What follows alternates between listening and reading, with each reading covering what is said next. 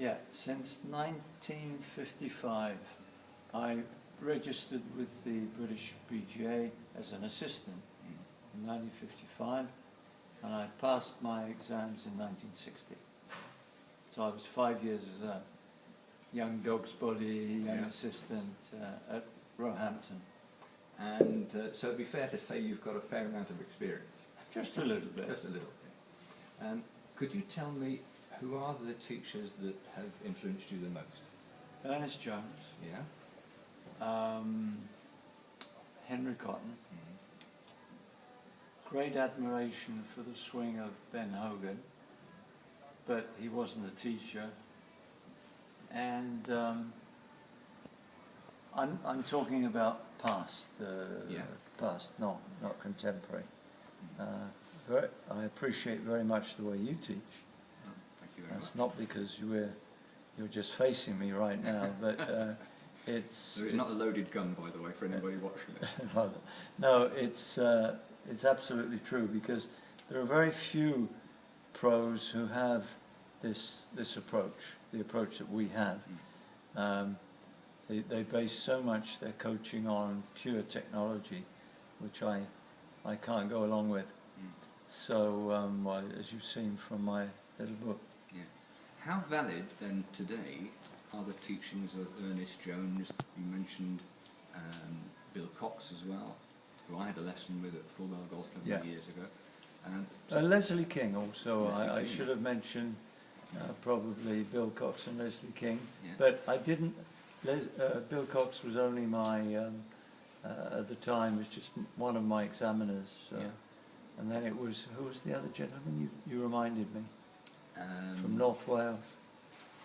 Sid Collins. Sid Collins. Yeah. Sid Collins. So how valid would be their coaching or their teaching in today's world? Oh, they would probably be earning $5,000 a day, because they're coaching Bobby Jones. Bobby Jones. In some of his writings, some of his teachings are unbelievably good. No, nothing has changed. Nothing has changed, Brian. I think you can film this, put this on your camera. You've seen it. What can be better than that? Yeah. Please tell me. And that was 110 years ago. Yeah, absolutely. So, you know, if you're teaching that to somebody today, you're a good teacher. Yeah.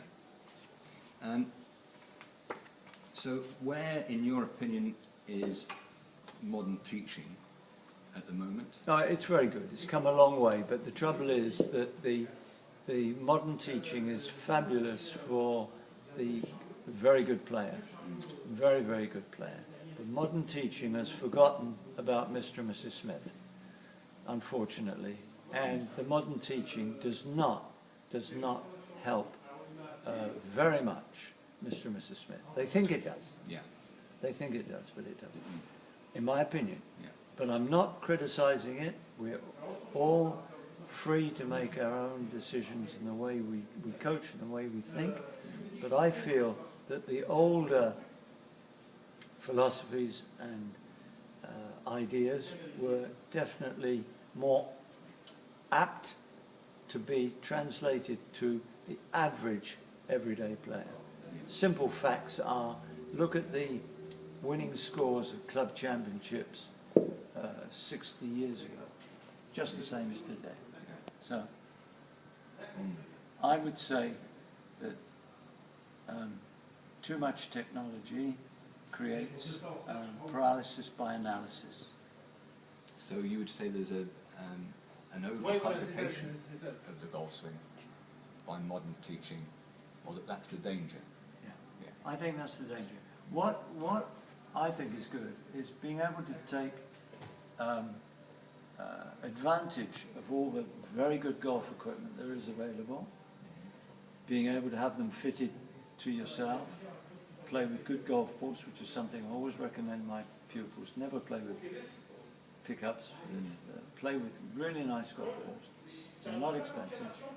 And once you've got good equipment fitted to yourself, use the old timers' swings and the way they think about it, and then you become a good golfer. Right. And so where would you think that, if we looked 5, 10, 20 years ahead, maybe at our age we're not thinking that far ahead, but where do you think it's going? Sorry? Where do you think teaching is going? Hopefully there'll be, Henry Cotton said they'll come around to the way I think. Right. Because even in his heyday, he was getting very worried about the over-technology situation. Really? Yeah. He told me when I spent a week with him in Penina, and he was very worried, and he said, I don't know what's going to happen in a few years, but I think it's going to go wrong. I cannot believe that things have really dramatically changed. Has the body changed? Have your muscles changed? Has your brain changed? We're probably a little bit more intelligent, but are we? Are we? I have 2 doctors either side of me right now, very intelligent. Their knowledge will increase, but the way they will communicate that knowledge has got to be simple.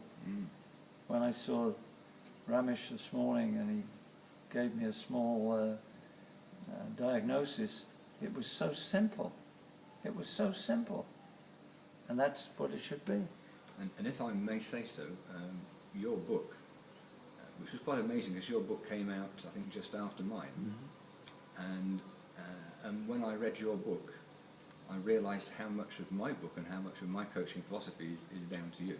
Well, we I've sort of forgotten that along the way. Yeah, we met a few years ago, as you can remember, and my book has been the result of a little bit like Harvey Penick, and I wouldn't dream of putting myself in the same street as him, but it was the result of pages and pages of writings, and I wrote down, I did most of it on the plane going from Nice to America, filling in time, writing down my thoughts and so on. And then I did a lot of swatting up on old books, old golf books and so on. And I realized when I saw the books that were written 100 years ago, I realized that there ain't nothing new. No. And if I may compliment you, and for anybody watching this video clip, get yourself a copy. And it's simple. And it's not very long, but it has the essence of how to play golf. What I wanted was a book that you could read before breakfast. And then keep on reading it whenever you felt you needed a boost. Yeah. Well, I'm sure you've achieved that. Thank you. Personally, I would put you up there with Harvey Penick and all the others. My God. So it's been... My God, you've been very instrumental and very helpful to me. So if this is in colour, you're going to see me going very red. Yeah. Okay, well, thanks a lot, John. Pleasure, Brian. Okay.